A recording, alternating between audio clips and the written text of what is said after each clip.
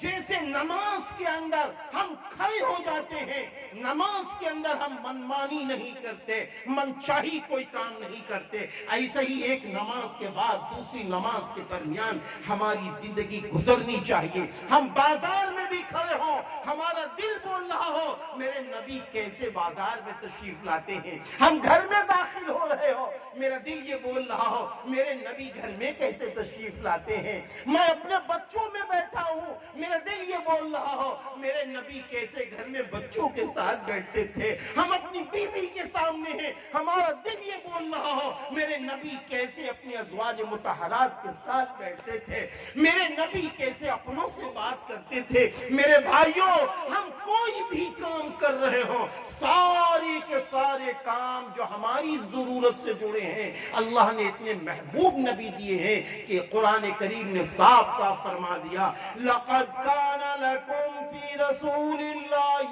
أُسْوَةٌ حَسَنَةٌ، تمہارے لیے بہترین نمونہ موجود ہے حضرت محمد عربی صلی اللہ علیہ وسلم کی زندگی میں۔ میرے پیارے مسلمان بھائیوں، اچھی طرح ایک بات یاد رکھنا، اچھی طرح ایک بات یاد رکھنا، چاہے ہوا ہو، چاہے پہاڑ ہو، چاہے دھوپ ہو، چاہے ابر ہو، چاہے کوئی بھی معاملہ ہو، ہر جگہ حکومت اللہ کی ہے، اللہ کی حکومت ہے۔ اللہ کی حکومت میں اگر کامیابی چاہتے ہو، بلندی چاہتے ہو، عزت چاہتے ہو، شہرت چاہتے ہو، تو ہمیں آپ کو نبی کے طریقے پہ چل کے آگے بڑھنا ہو۔ تعلیم کا مسئلہ ہے، تعلیم میں ہم کو کہیں نہیں روکا گیا ہے کہ ڈاکٹر نہ بنو، ڈاکٹر بنو، انجینئر بنو، پروفیسر بنو، سیاسی رہنما بنو، تاجر بنو، کسان بنو، ہمیں کہیں روکا گیا ہے؟ خالی یوں کہا گیا ہے، خالی اللہ کی طرف سے یہ فرمان ہے وَأَنْتُمُ الْأَعْلَوْنَ إِن كُنْتُم مُؤْمِنِينَ، اور تم ہی بلند ہوگے اگر تم مومن ہو۔ ہمیں مومن بن کر آنا پڑے گا، ہاں مومن بن کر آنا پڑے گا۔ آج لوگ کہتے ہیں یہ دینی تعلیم ہے، یہ دنیاوی تعلیم ہے، معاف کیجئے گا ہر شخص کا الگ الگ علم ہے، میں کہتا ہوں وہ دینی تعلیم بھی اللہ کی طرف سے آئی ہے اور یہ عصری تعلیم بھی اللہ کی طرف سے آئی ہے۔ کیوں؟ اس کی دلیل یہ ہے کہ جب حضرت آدم علیہ السلام کو اللہ نے پیدا کیا تھا اور فرشتوں نے اس سے پہلے کہا تھا اے اللہ آپ کاہے کے لیے ایسا انسان پیدا کر رہے ہیں جو دنیا میں جائیں گے جھگڑے فساد کریں گے، خون ریزی کریں گے، تو اللہ نے فرمایا تھا جو میں جانتا ہوں تم نہیں جانتے۔ اور حضرت آدم علیہ السلام کو جب اللہ نے پیدا فرما دیا تو اللہ نے دنیا کی تمام چیزوں کے نام حضرت آدم علیہ السلام کو سکھا دیے گئے، ساری چیزوں کے نام۔ میں صاف کہہ سکتا ہوں بھوگول، وگیان، سائنس، میتھ، میڈیکل لائن، ساری لائنوں کا علم، ساری چیزوں کا علم اللہ نے حضرت آدم علیہ السلام کو دے دیا تھا۔ اسی لیے اللہ نے قرآن میں فرمایا وَعَلَّمَ آدَمَ الْأَسْمَاءَ كُلَّهَا، اللہ نے فرمایا ہم نے آدم کو سارے کے سارے نام سکھا دیے، سارے نام اللہ نے سکھا دیے، سب سے پہلے پیغمبر ہیں آپ، سارے نام اللہ نے آپ کو سکھائے۔ تیسرے ہم کیسے یہ کہہ سکتے ہیں کہ یہ تعلیم ایسی ہے یہ ایسی ہے؟ ہاں یہ تو میں کہہ سکتا ہوں اگر دینی تعلیم دنیا کی شہرت، دنیا کی بلندی، دنیا کی عزت کے خاطر حاصل کی گئی ہے، رضا الہی مقصود نہیں ہے، تو میرے بھائی وہ تعلیم بھی تو دنیاوی تعلیم بن جائے گی، وہ تعلیم بھی تو دنیاوی تعلیم بن جائے گی بھائی۔ اس لیے آج ہم کو جس تعلیم میں بھی حصہ لینا ہے ہم حصہ لیں ایمان کے ساتھ، ایمان کے ساتھ۔ کس نے منع کیا ہے؟ ایک صاحب کہنے لگے یہ ڈاکٹر بنانا یہ دنیاوی تعلیم ہے، تو میں نے کہا اچھا ٹھیک ہے۔ اتفاق ایک ہفتہ گزرا، وہی صاحب پیٹ پکڑے ہوئے ہیں اور بہت درد ہے درد ہے درد ہے، پریشان ہے۔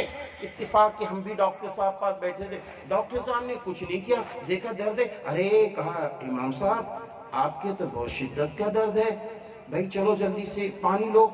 ڈاکٹر صاحب بھی ان کو بہت چاہتے تھے، آدھا گلاس پانی لیا، کہا ڈاکٹر صاحب نے کہا یہ ٹیبلٹ کھا لو، کھا لیا۔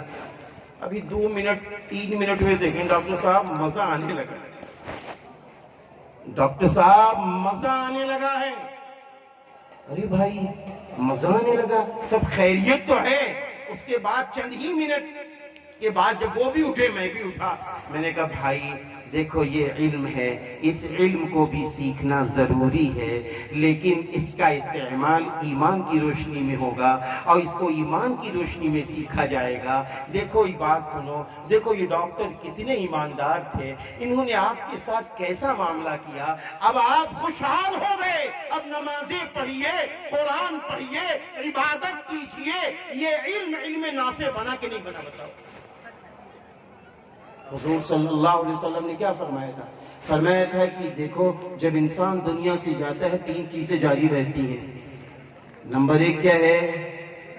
صدقہ جاریہ، بھائی مسجد آپ نے بنوا دیا، مدرسہ بنوا دیا، روڈ بنوا دیا، نالیاں بنوا دی اور اسی پیڑ لگا دیے، یہ سب صدقہ جاریہ ہیں کام، یہ سب کام جاری ہیں۔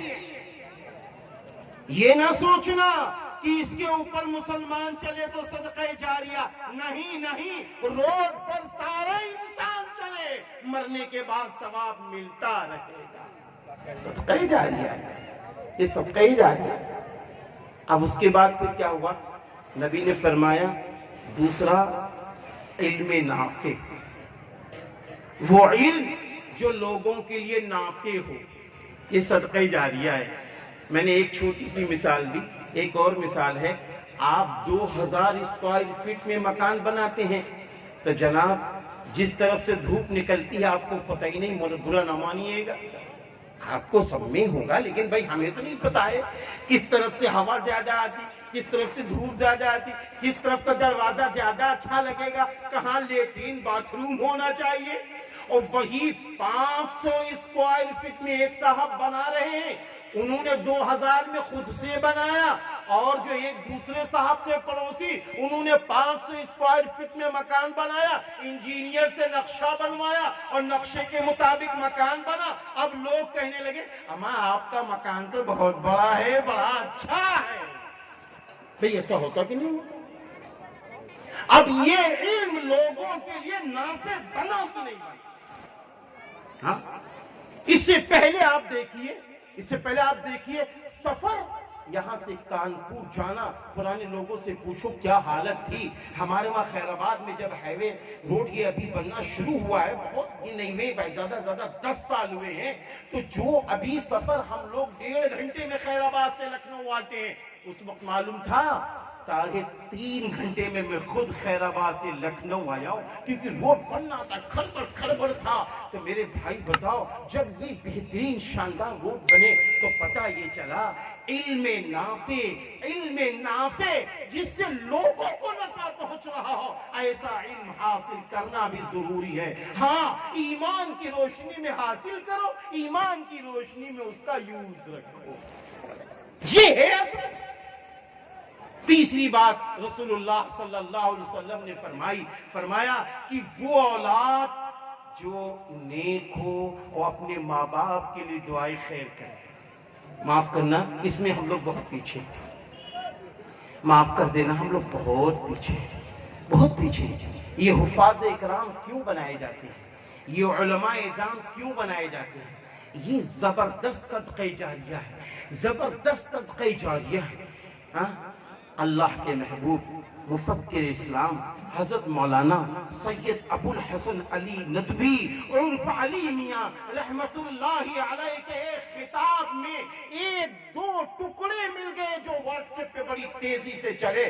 وہ ٹکڑا یہ تھا، اگر قرآن کریم سے نسلوں کو جوڑ کر آگے بڑھو گے تو بڑھاپے میں یہ نسلیں تمہیں تلاش کر کے پیر دبائیں گی اور تمہاری دوا علاج کا بہترین انتظام کریں گی۔ وہ اگر قرآن کریم سے کاٹ کر تم نے کسی اور کی طرف رخ کیا تو یہ نسلیں تمہارے بڑھاپے کو دیکھ کے تم سے دور بھاگیں۔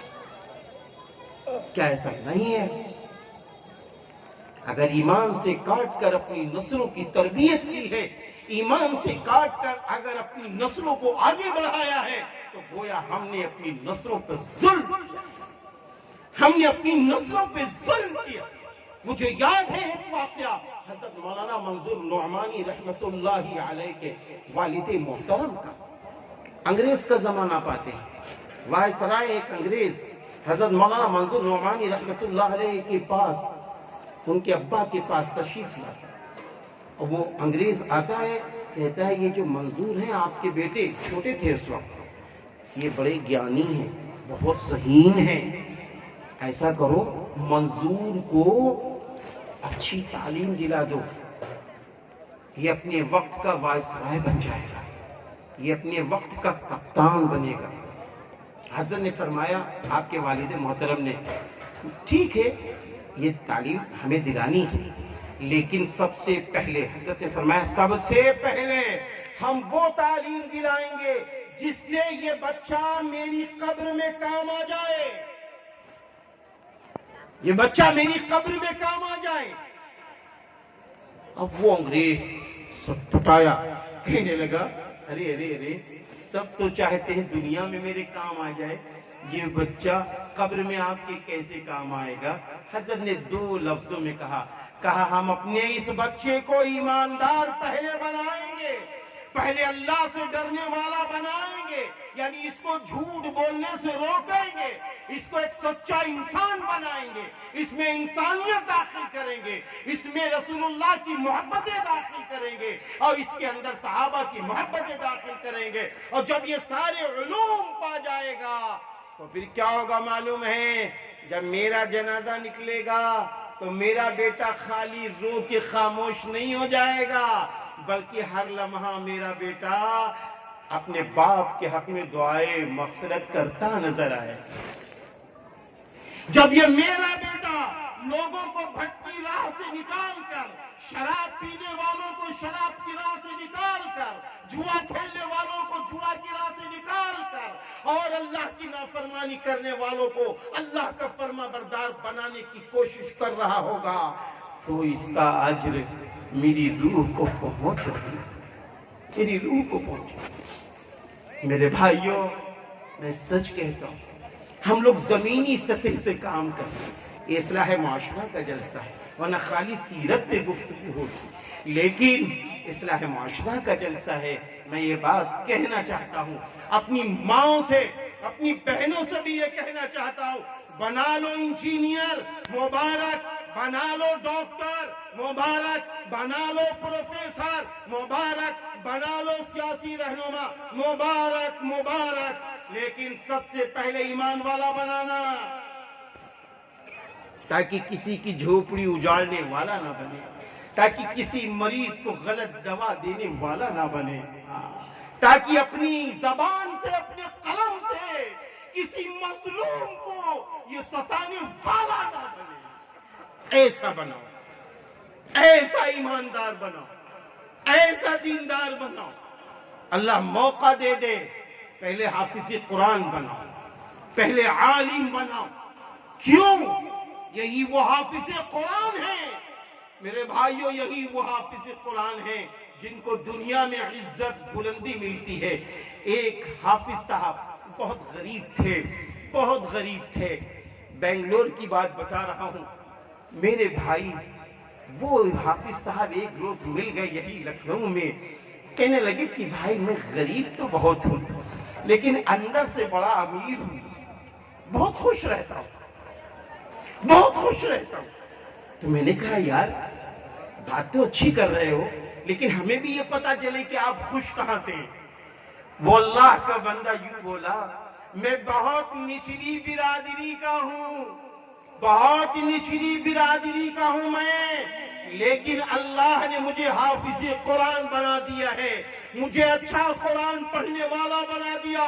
میرے پیچھے تقریباً 1500 لوگ نماز پڑھتے ہیں جمعہ کی، اور ان میں کون کون ہوتا ہے معلوم ہے؟ بڑے بڑے کھرب پارٹی، بڑے بڑے سیاسی رہنما، بڑے بڑے سائنسداں، بڑے بڑے ڈاکٹر جو ہم سے ملنا پسند نہیں کرتے تھے، آج ماشاءاللہ وہ میری اتباع میں، میری اقتداء میں ماشاءاللہ نماز پڑھتے ہیں۔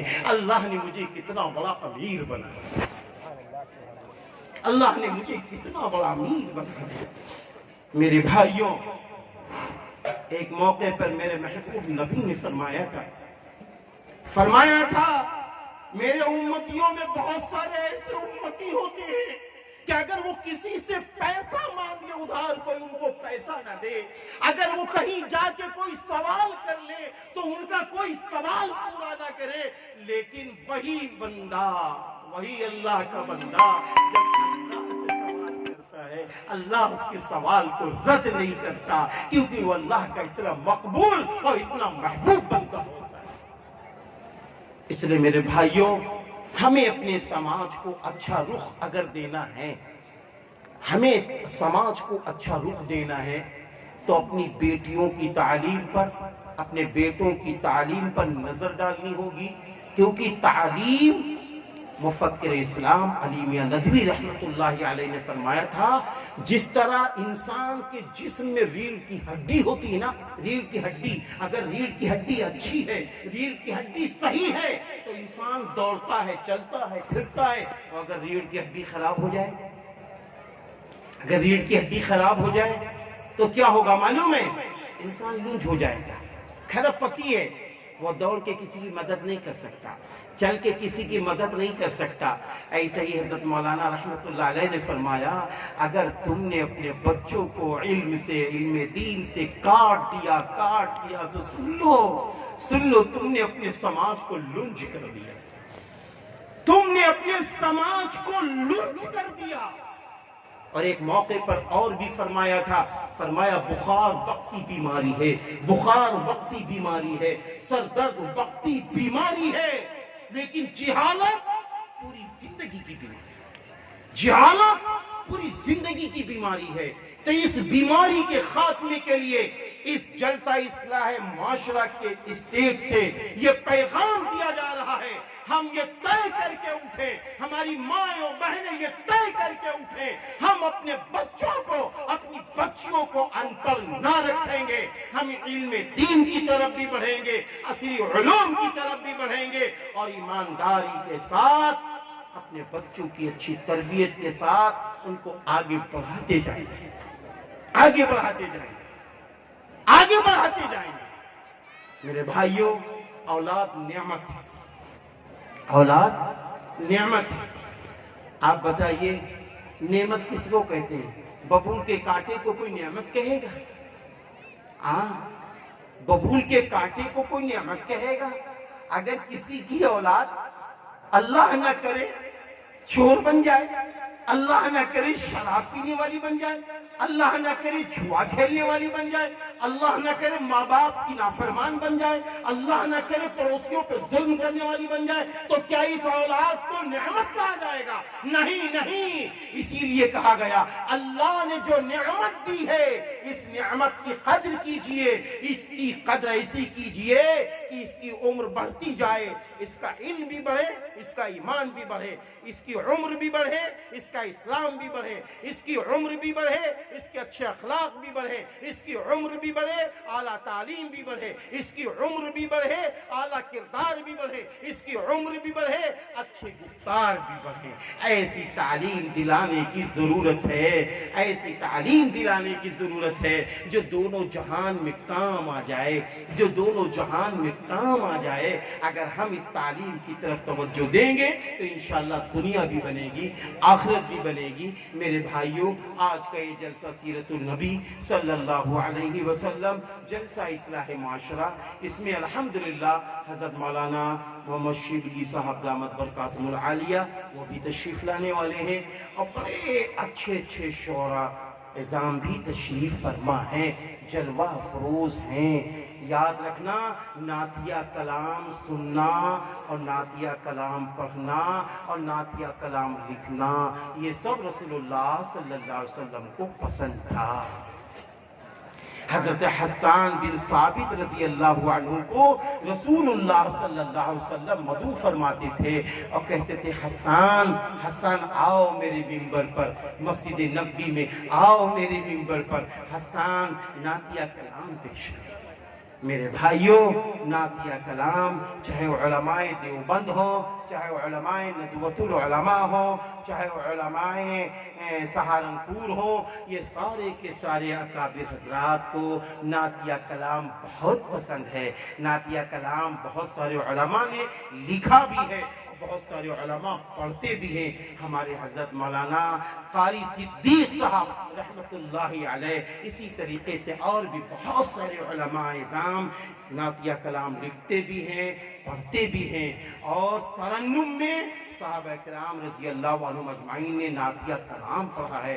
حضرت عبداللہ بن رواحہ رضی اللہ عنہ نے نعتیہ کلام ترنم میں پڑھا ہے، اور بھی دیگر صحابہ نے پڑھا ہے۔ اس لیے نعتیہ کلام پڑھنے والے، نعتیہ کلام لکھنے والے لائق احترام ہیں، ان کی قدر کرنا چاہیے اور ان کو بھی اپنی قدر کرنی چاہیے۔ اللہ تعالی ہم سب کی مدد فرمائے، آج کے اس جلسہ کی انتظامیہ کمیٹی کی مدد فرمائے، سامعین اعظام کی مدد فرمائے، ناظم جلسہ حافظ قاری شاہ فیصل صاحب، اور جو شورا حضرات ہیں ہمارے جناب قاری مفتی مولانا عبدالباطن فیض آبادی صاحب، اور اسی طریقے سے ابھی بھی ماشاءاللہ فیصل رشیدی صاحب نے، اور بھی مفتی صاحب نے، اور بہت سارے شورا حضرات یہاں تشریف فرما ہے۔ چند لوگوں کا کلام آیا ہے اور بھی آپ کے سامنے آئے گا، سب کو ہم سماعت فرمائیں اور پیغام ایسے لے کر جائیں کہ ہماری زندگی بدل جائے، زندگی بدل جائے۔ محبتیں بانٹنا، محبتیں کرنا اور پریم کے ساتھ رہنا، پریم کو بانٹنا، یہ ہمارا اور آپ کا کام بن جائے۔ ہم حافظ شاہی صاحب ہوں یا صدر محترم حضرت مولانا ظفر عالم ندوی صاحب ہوں، سبھی کو دل کی گہرائیوں سے مبارکبادی دیتا ہوں۔ چاہے ہمارے بھائی وسیم صاحب ہوں، ان حضرات کو مبارکبادی دیتا ہوں، وکیل صاحب ہوں، سبھی کو مبارکبادی دیتا ہوں کہ یہ عظیم الشان جلسہ اپنے مقصد کے تحت آگے بڑھ رہا ہے۔ انشاءاللہ اس جلسے کے اختتام کے بعد پورے علاقے کے اندر ہر گھر میں سنتوں کا بول بالا ہوگا، توحید خالص گھروں میں داخل ہوگی، اور ہر ہماری بہن، ہر ہمارا بھائی نمازی بن جائے گا انشاءاللہ۔ وآخر دعوانا ان الحمدللہ رب العالمین۔ السلام علیکم ورحمۃ اللہ وبرکاتہ۔ وعلیکم السلام ورحمۃ اللہ وبرکاتہ۔ محترم حضرات، ابھی ہمارے اور آپ کے درمیان ملک کے نامور خطیب مبلغ دوران دارالعلوم ندوۃ العلماء کے مبلغ حضرت مولانا آفتاب عالم صاحب ندوی خیر آبادی دامت برکاتہ پرمغز خطاب فرما رہے تھے۔ آپ نے اپنی تقریر کے دوران یہ بات کہی کہ ہم اپنے بچوں کو ضرور انجینئر بنائیں، ڈاکٹر بنائیں، پروفیسر بنائیں، لیکچرر بنائیں یا پائلٹ بنائیں، آئی ایس بنائیں، ڈی ایم بنائیں، ایس ایس پی بنائیں، تمام اعلیٰ عہدوں پہ لے جائیں، لیکن اس سے قبل ہمیں یہ دھیان رکھنا ہے کہ سب سے پہلے ہم مومن بنائیں، مومن کامل بنائیں، نبی اکرم صلی اللہ علیہ وسلم کی محبت اس کے سینے میں ہو، اور اللہ رب العالمین کو وہ قرآن کے ذریعے سے پہچانتا ہو، قرآن کے ترجمے سے واقف ہو، اچھے برے کی تمیز ہو، حلال و حرام کی تمیز ہو، تب تو کامیاب ہے ہماری زندگی۔ اور اگر ہم نے ایسا نہیں کیا تو بڑے افسوس کی بات ہوگی، بڑی شرمندگی کی بات ہوگی کہ دنیا ہمیں مل جائے گی لیکن ہم آخرت اپنے ہاتھ سے کھو بیٹھیں گے۔